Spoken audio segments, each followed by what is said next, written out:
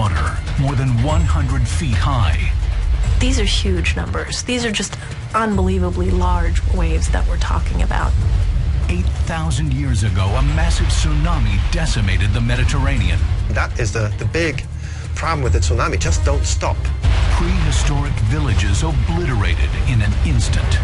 These were the forefathers of all the great civilizations of the old world. In the blink of an eye, everything that they had built suddenly washed away.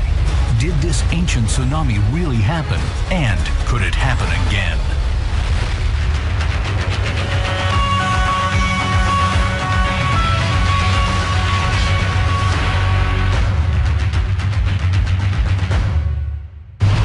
Mediterranean Sea, 6000 BC. A wall of water taller than the Statue of Liberty races across the sea. The tsunami crashes into the coasts of 3 continents.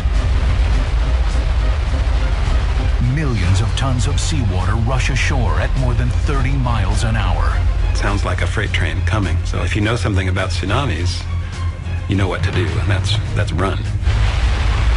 A cheetah would be lucky to outrun this wave. A person really has no chance. Ancient coastal settlements are obliterated in an instant. Seawater penetrates for miles inland. The water level just starts to rise, and next thing you know, you have this entire torrent of a river running through the streets of your town. From their perspective, it would have just happened instantaneously without any knowledge that it was coming at all. Within hours, the storm has devastated villages for hundreds of miles. The entire eastern Mediterranean is in ruins. It's pretty easy to imagine how terrifying it must have been to experience a tsunami because we know how terrifying it is now. It would just be a devastating experience. For the Mediterranean, this is a scenario of catastrophic proportions. But 8,000 years after these lethal waves raced ashore, many questions remain unanswered. What caused this mega tsunami? How devastating was it? And how did this affect the prehistoric people living along the coast? To understand how powerful this prehistoric megastorm might have been, we can look at its modern counterpart. Kitty! The 2004 Indian Ocean tsunami.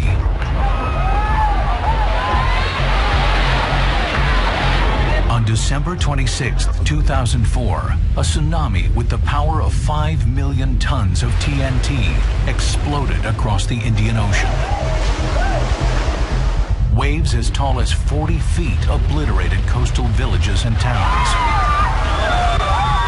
It's just a monumental event. It's, you know, take the worst hurricane and multiply it. The destruction was really very, very dire.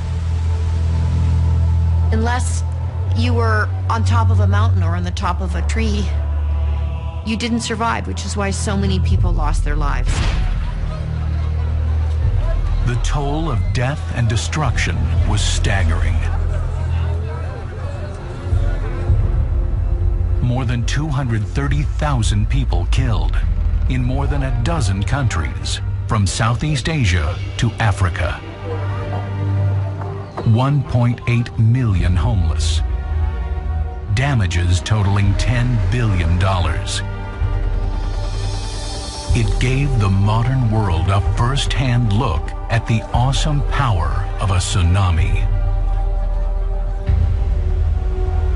Tsunamis are incredibly destructive. We usually think of water as being soft and gentle, but it's actually really, really heavy. A volume of water about the size of your kitchen stove weighs a ton, 2,200 pounds. It's like being hit by a car. But even the largest waves recorded in 2004 were not as massive as the ones thought to have struck the Mediterranean 8,000 years ago. 8,000 years ago, the sort of architecture and engineering you saw would have just been obliterated. by a tsunami. Even today, we see modern buildings, steel-reinforced concrete, just being raised by the power of these waves. So you can imagine a prehistoric stone building or a prehistoric wooden structure. It would have just been like a paper box just destroyed. As in 2004, it is believed the waves from the ancient tsunami penetrated far inland. That is the big problem with the tsunami. Just don't stop. It's just a never-ending wave that goes in. So if you have a plain, a very flat land, then a tsunami can move inland by many, many miles. We've seen that in 2004, the tsunami flooded about 6 miles inland. Could the scene of destruction inflicted upon Southeast Asia have been a repeat of what happened in the Mediterranean 8,000 years before? Could this ancient storm also have obliterated thousands of miles of coastline? Survivors in Thailand said there was no warning of the impending disaster. 11,000 people or more were Unlike the 2004 tsunami, where the immense destruction and plight of its victims were documented for the world to see, this ancient storm unleashed its destruction long before recorded history. The victims and the scale of this prehistoric megastorm are a mystery. How might this tsunami have impacted the course of history?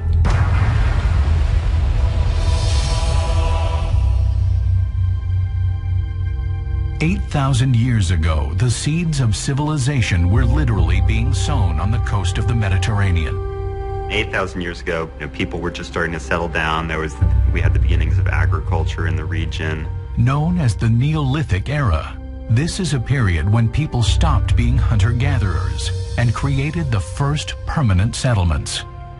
Some of the world's very first farmers probably made their homes along these shores. The Neolithic was a real revolution in human society because for the very first time we could afford to stay put. We could become civilized because we weren't forced to be migrants chasing whatever large herd animals we depended on for food. The advent of agriculture in ancient settlements throughout this region helped initiate the dawn of civilization. Towns were springing up all along the coast of the Mediterranean. I mean, this was a real hotbed of the development of civilization. Pretty much everything we associate with our modern Western way of life really does go back to what those people who were living around the Mediterranean gave birth to. For more than 8 millennia, all evidence of this prehistoric megastorm would remain hidden. Over time, volcanic eruptions, the encroaching ocean, and natural erosion slowly erased evidence of this storm and its destruction.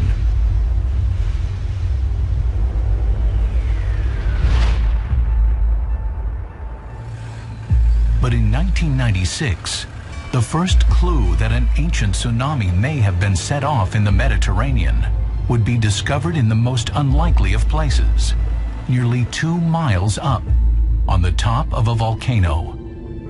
A team of researchers from Italy's National Institute for Geophysics and Volcanology, led by Maria Teresa Pereschi, was studying Mount Etna on the Mediterranean island of Sicily.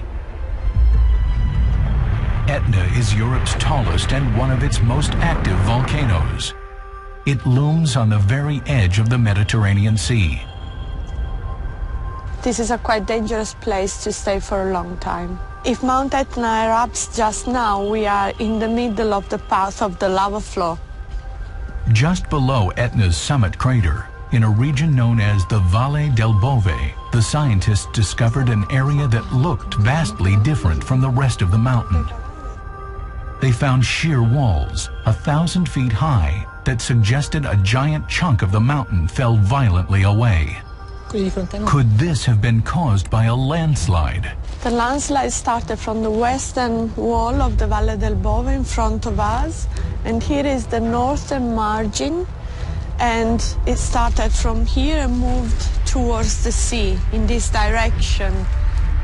With Etna positioned right on the edge of the Mediterranean, a large landslide could have easily crashed into the sea. And if the landslide was big enough, and moving at a high rate of speed, the impact could have triggered a massive tsunami. You know, if you have a lake and you throw a rock into it, you generate a wave. Now imagine this being a very big rock, being a big boulder. Now imagine it being, you know, large masses of mud that are sliding into the water. As far as the tsunami is concerned, the entire world ocean is just one big lake. The key to the severity of any tsunami lies in its trigger. Tsunami waves don't simply happen on their own. There has to be something to set them off. A massive energy source that initiates these waves and sends them surging through the water. The #1 cause of tsunamis is undersea earthquakes. That's what triggered the massive waves in the Indian Ocean in 2004. The seafloor ruptured suddenly, thrusting one plate upward and producing a huge bulge on the water's surface. The amount of water that is displaced because of that earthquake can amount to up to about 2 times the explosive force that was used in World War I. We're talking the force of about 5 megatons of TNT.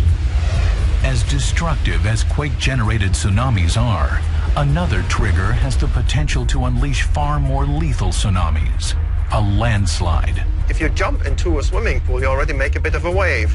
Now imagine something which is 1,000,000 times your volume crashing at a higher speed into the sea, and then you'll get the picture a little bit. If the Italian research team is correct that a large part of Mount Etna tore away in a landslide, the results could have been devastating for the Mediterranean region. Stefan Greeley studies tsunamis at the University of Rhode Island. In a wave tank, he is able to simulate how a lethal tsunami wave is generated when a landslide slams into the sea. Here we built a simple scale model of a landslide, just like a piece of a volcano falling into the ocean. It would be a huge block, and it would slide down, hit the surface, and create a big wave. So here it is. So all that energy of the motion of that big piece of rock will be then conveyed to the water and make waves, and then those waves will transport the energy all the way to very distant shores. Is this the scenario that happened in the Mediterranean 8,000 years ago? Could a massive landslide have broken away from Mount Etna and set off a lethal tsunami that devastated coastal settlements? A team of Italian researchers believes it did. But to prove their theory, they must uncover hard evidence of this prehistoric megastorm and reveal an ancient tsunami to the world.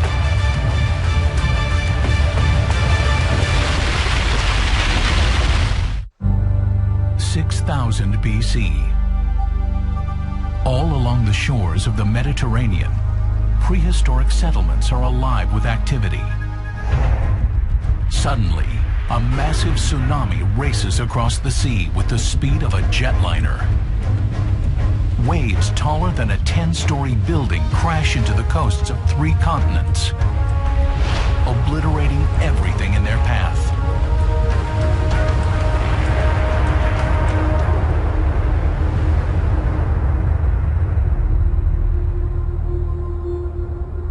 But did this prehistoric megastorm really happen?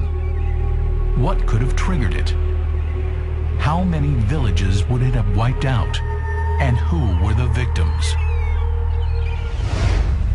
A team of Italian scientists is attempting to piece together evidence of this prehistoric megastorm and reveal how its destructive force may have altered history. This wall of water spread toward all directions, flattening and breaking up into a series of waves. The team believes the trigger for this tsunami was a massive landslide of debris from the volcano Mount Etna, which looms over the Mediterranean Sea on the coast of the island of Sicily. Landslides have the potential to create tremendously violent waves. The largest wave ever recorded was generated by one. In 1958, off the coast of southeastern Alaska, In Lituya Bay, an earthquake triggered a massive avalanche. The debris crashed into the bay with so much power that it sent water surging 1,700 feet up the other shore.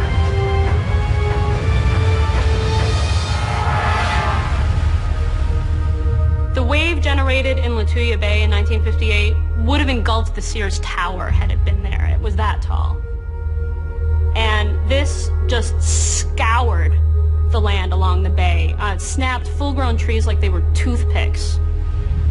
Had that wave not been contained in a sort of natural bathtub, there's no telling how far it could have traveled, nor how much damage it could have done. Tsunami waves are packed with tremendous power and can travel thousands of miles in a matter of hours. Tsunamis travel at high speed in the open ocean. They can travel about roughly 500 miles an hour, similar to jet speeds. But as tsunami waves approach shore, they slow down. This causes them to bunch up and grow taller. Once the tsunami reaches shallower water, it will slow down. So your wavelength is decreasing. So a good analogy may be then to think of a marshmallow. If you hold a marshmallow and you squeeze it horizontally, what happens is it has to expand vertically in order to make sure that it keeps occupying the same amount of volume. The back of the wave is still moving faster, so the result will be a bunching up of the tsunami wave, and eventually it reaches a depth where it cannot be stable anymore and it breaks. Is this the scenario of destruction that would have been seen in the Mediterranean 8,000 years ago? What if a massive tsunami raced across the sea, slamming into shore and delivering relentless waves of devastation? Italian scientist Maria Teresa Pereschi and her team think that's precisely what happened. They believe that the sheer cliffs located just below Etna's crater are evidence that a massive amount of the volcano broke away all at once and tumbled into the Mediterranean. The event would have looked very much like one of history's most famous volcanic landslides. The whole side of the volcano collapsed sideways, very much like Mount St. Helens did in 1980. On May 18, 1980, 8,000 years after Mount Etna's flank collapse, Mount St. Helens in Washington state suffered a similar fate. The sequence of events related to the collapse of a volcano flank is probably extraordinarily fast. At Mount St. Helens, it took a couple of minutes to remove the whole flank of the mountain, and then a few more minutes to lay down the avalanche over a length of about 20 miles. So it's extremely fast, and in the case of Etna, probably it was very much the same. Volcano flanks are notoriously unstable because the material is accumulating rapidly, and a lot of it is loose material, so prone to collapse. It's like when children play on with sand. They build up a mound, and then eventually this collapses on one side because it's just too tall and cannot stand up. In order for the Mount Etna landslide to be the trigger for the ancient tsunami, scientists would have to prove both events happened at the same time. Radiocarbon dating analysis of debris taken from Mount Etna shows the flank collapse occurred 8,000 years ago, the same exact time frame as the ancient tsunami. But how big was the landslide? To create such a massive tsunami, the amount of debris slamming into the water would have to be enormous. In order to determine just how much actually entered the sea, Pereschi's team went in search of evidence of the landslide under the Mediterranean. They conducted an underwater seismic survey to map the sea floor. Seismic surveys are sort of like X-rays or CAT scan of the Earth, where you have a sound source that shoots sound waves down into the Earth, and they reflect off of not just the seafloor, but other things in the subsurface. So it's sort of like a tennis ball. If you hit a hard table with it, it bounces back well. If you hit something soft with it, it just goes thunk, and it doesn't bounce back. So that's like the sound energy not returning very strongly. So you record the strength of those signals, and then you build up an image of the hard layers versus the soft layers, and that shows you what the geology is like. The survey reveals the landslide sent 8 cubic miles of rock and earth hurtling into the water. The debris slid for more than 20 miles from the top of Etna, blanketing more than 100 square miles of seafloor. That's enough to cover all of Manhattan in a layer almost as thick as the Empire State Building is tall. The amount of mass is staggering. It's hard to imagine the island of Manhattan covered over by dirt as high up as the Empire State Building. Prehistoric takes the evidence they've gathered and begins plugging it into a computer simulation to try to recreate this prehistoric megastorm. Would this landslide have triggered an ancient tsunami that could have raced across the Mediterranean? Will the model reveal the face of this prehistoric storm and point toward potential victims?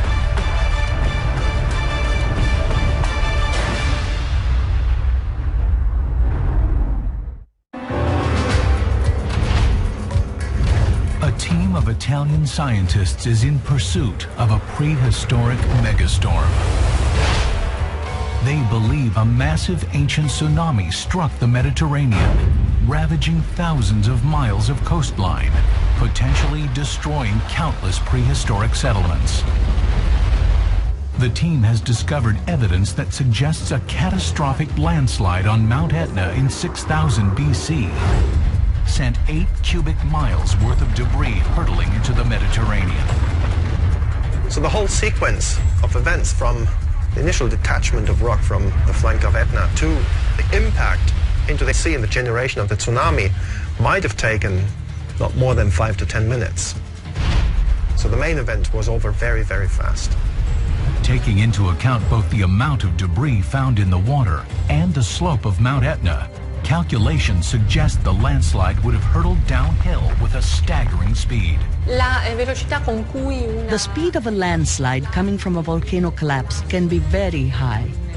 This can mean more than 200 miles per hour, which can be compared to a Formula One car. That's an incredibly fast speed. It's really, really very fast. For a huge hunk of debris the size of Manhattan to be sliding down a mountain at that speed is just a colossal event.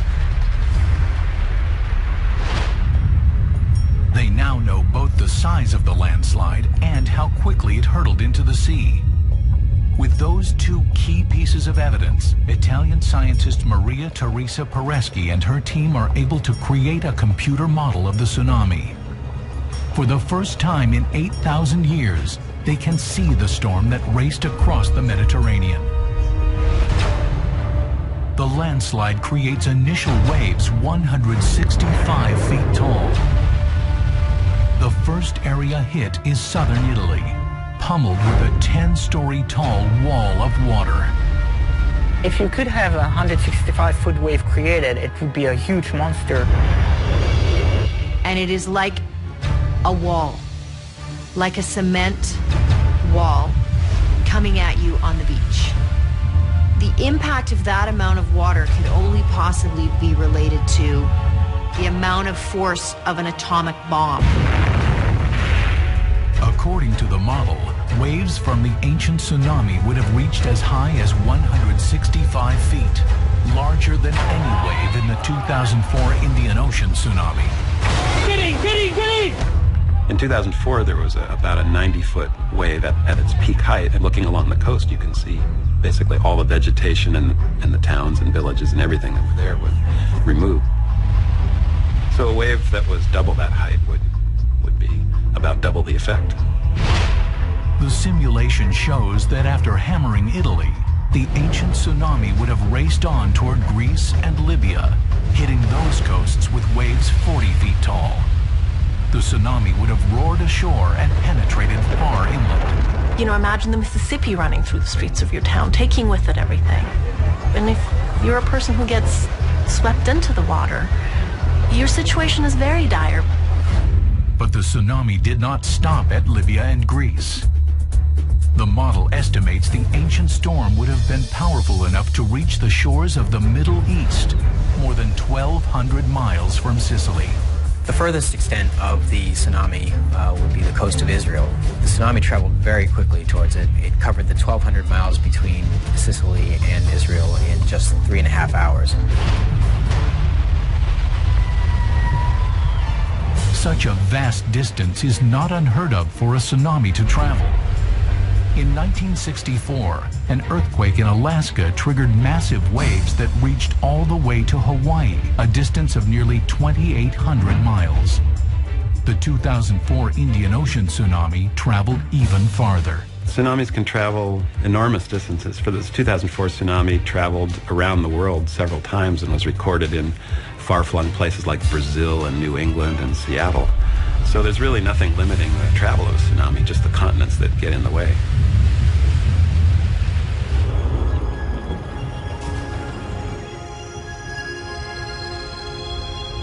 If such a large tsunami were indeed generated even 8,000 years ago, there must be some physical evidence left behind. But the coastlines all along the Mediterranean yield no clues of destroyed settlements. A tsunami could have completely wiped out some of the communities that would have been right along the coast. They would have seen in the blink of an eye everything that they and their ancestors had built suddenly washed away. With no evidence of destruction on land, Prehistoric and her team turned their focus to the sea floor for proof of the storm. The seafloor is really the only place where you're going to see good signs of an ancient tsunami. The ocean tends to preserve those signs because layers of sediment that then rain down will seal it in there, and it'll be there for time to come. But land gets developed, and weathering and everything else that happens over timescales of hundreds of years really pretty much take away those signs. Unlike normal waves, which generally only affect the ocean surface, tsunami waves reach all the way down to the ocean floor. As they race across the seafloor, the force of the tsunami stirs up layers of sediment, sand, and clay, creating pockets of disturbed seabed, which are the calling card of a tsunami. So that's similar to if you have a cup and you have a bunch of sand in it and you start stirring back and forth with a spoon, the sand particles will rise into the water column. Now, in the case of a tsunami, the stirring is very, very pronounced. So it will actually lift off very thick layers of sediment into the water column and take it with wherever it's going, and then dump it wherever it starts slowing down. Prehistoric and her team are looking for evidence of these disturbed areas all along the Mediterranean seafloor. For them, these pockets are like geological footprints at an ancient crime scene. Marine sediments are like a continuously running tape recorder. Each thing that happens gets recorded in some way. So climate changes, earthquakes, tsunamis, all these things are all just in a continuous recording. In the middle of the Mediterranean, Prehistoric and her team locate a cluster of disturbed sediment deposits. They find some along an underwater mountain range called the Mediterranean Ridge, and more off the coast of Libya in the Gulf of Sidra. Each of the areas falls in line with Prehistoric's computer model. Where the simulation predicted the seafloor would have been affected, the researchers find a pocket of disturbed sediment. But Prehistoric and her team have still yet to find signs of tsunami devastation on land.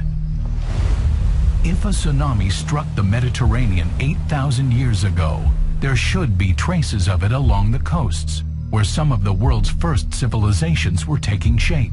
If you track a tsunami and you go very soon after it happened, you're going to see a lot of signs on shore. Now, if you are trying to understand many, many years later, thousands of years later, what happened, it's a lot more difficult.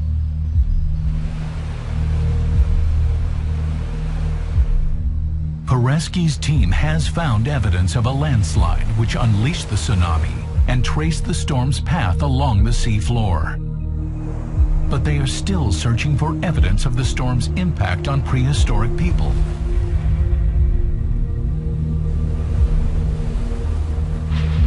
Could clues buried for thousands of years lead scientists to the answer of the lost tsunami?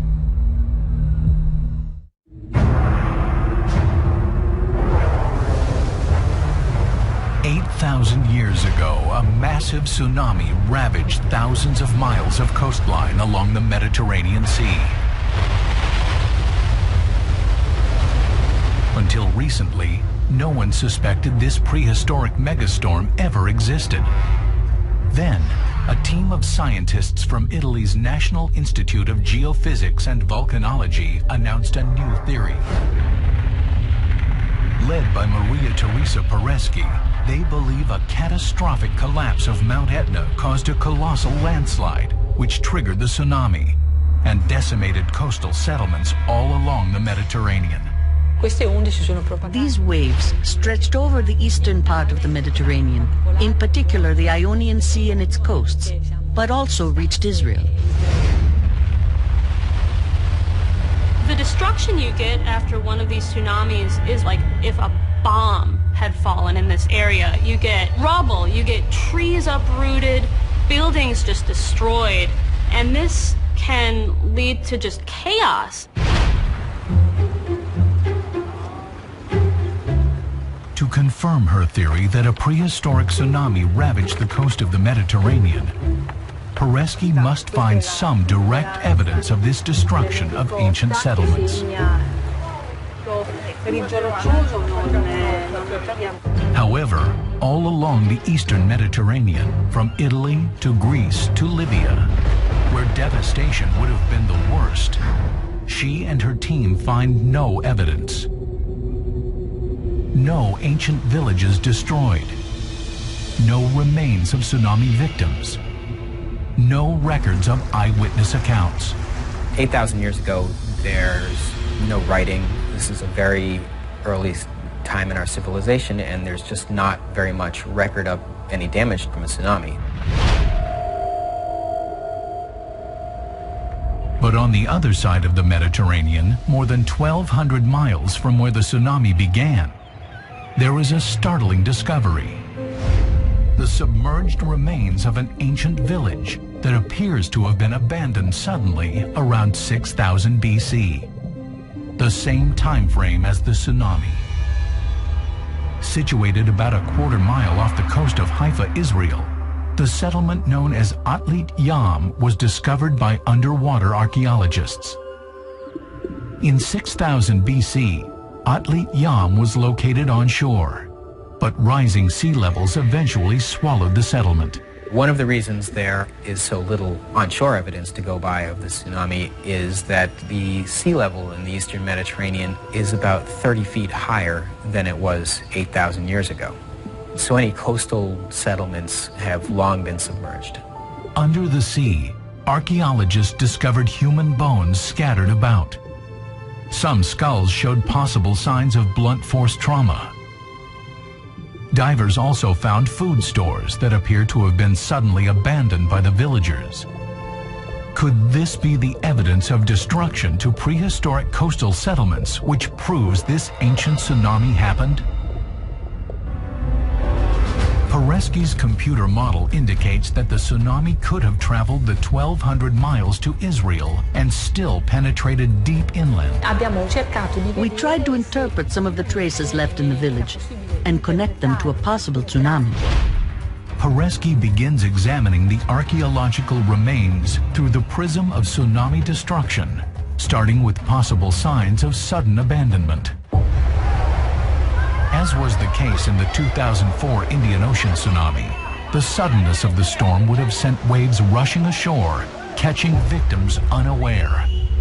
One of the most destructive forces of the tsunami is the element of surprise. If this tsunami arrives while you're sleeping, at night, when you're unaware, it'll just wash you away.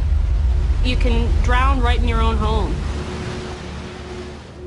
At Atlit Yam, archaeologists had found a huge cache of fish, which had been caught and then prepared by villagers for consumption or trade. Instead, the fish were abandoned. The Neolithic era was not a consumerist one like today.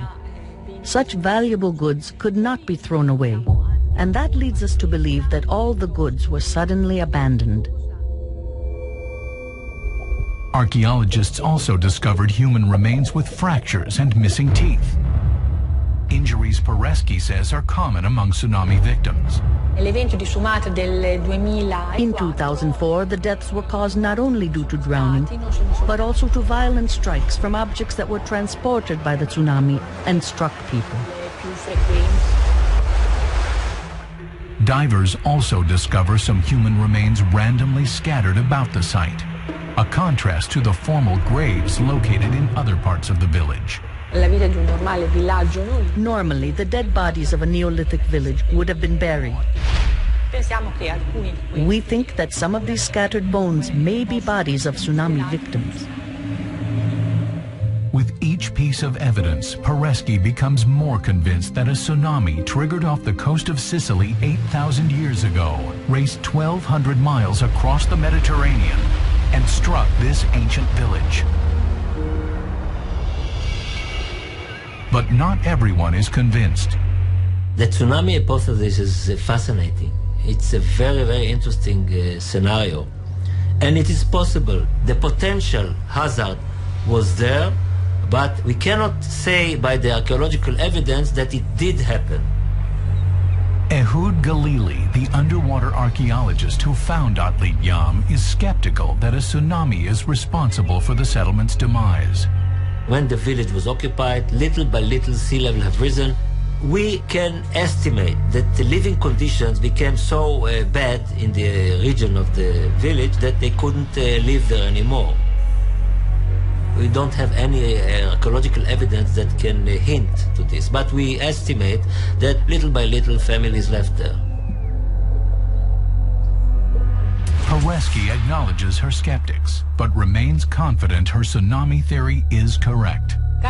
Perhaps each discovery, each piece of evidence could be justified differently, but these same occurrences could also be linked to a single cause, the tsunami. Proving something without a doubt in science is always difficult. In geology, it's virtually impossible. So what we find instead is a lot of disconnected bits of evidence. And we say, well, it's much more likely that this happened, but smoking guns are rare. Who else could have been killed by this ancient megastorm? Are there more prehistoric settlements buried beneath the sea? Could the discovery of other sites reveal what might have been lost 8,000 years ago? Prehistoric and her team vow to look for more evidence to support their tsunami theory. They feel they're closer to understanding how a catastrophic landslide like Etna's can trigger such devastation. Why is it fundamental to understand and reconstruct these events as neatly as possible? It's very likely what happened once in the geological past will be repeated. Might not happen tomorrow, might not happen in the next few thousand years at Etna, but eventually it might happen again. It's almost certain that another massive landslide could send debris crashing into the sea and trigger a devastating tsunami. But where will it happen? And who is at risk?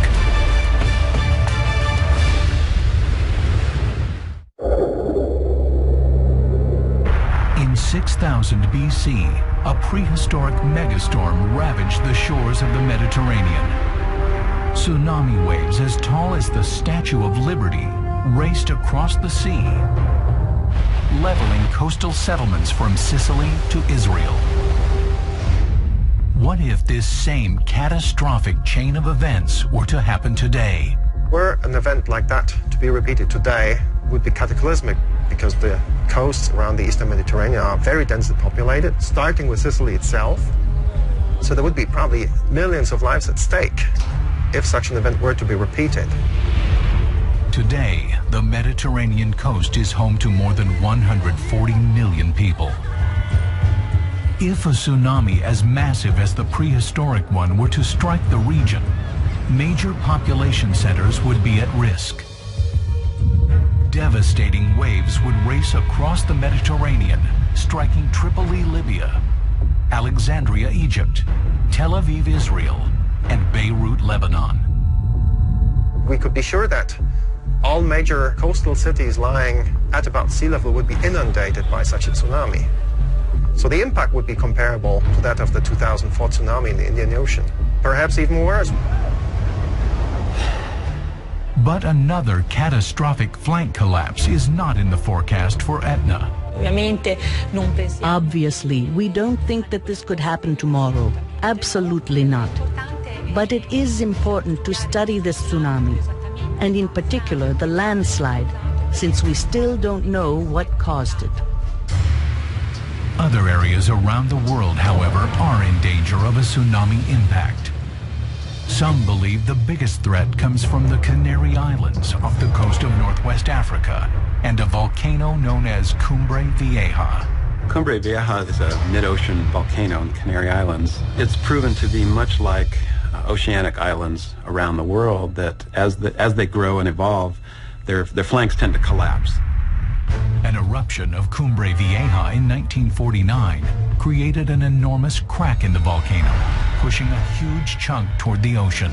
And the danger now is that another eruption sometime in the future could dislodge the entire half of this mountain and send it hurtling into the ocean.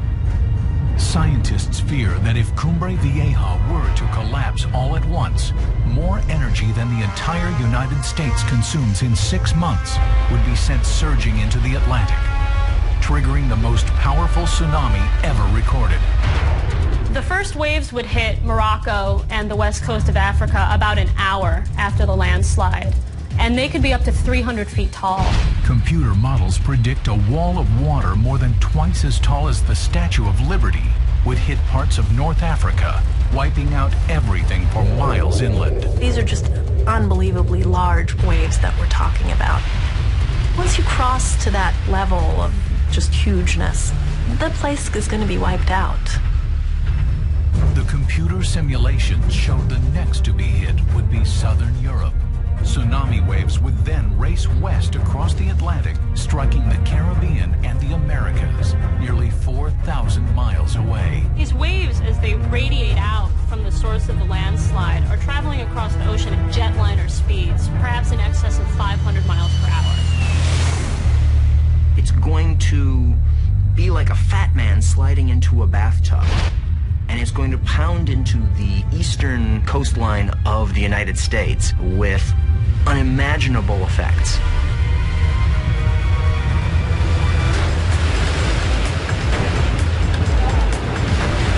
Everything from Boston south down to the Florida Keys is going to be on the receiving end of a gigantic wall of water. Scientists predict waves as high as 165 feet could slam into shore, pulverizing the coastline.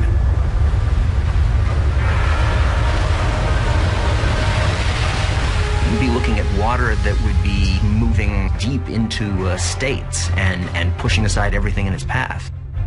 If this tsunami were to strike, hundreds of millions of people would be at risk. The impact would be unheard of in modern times.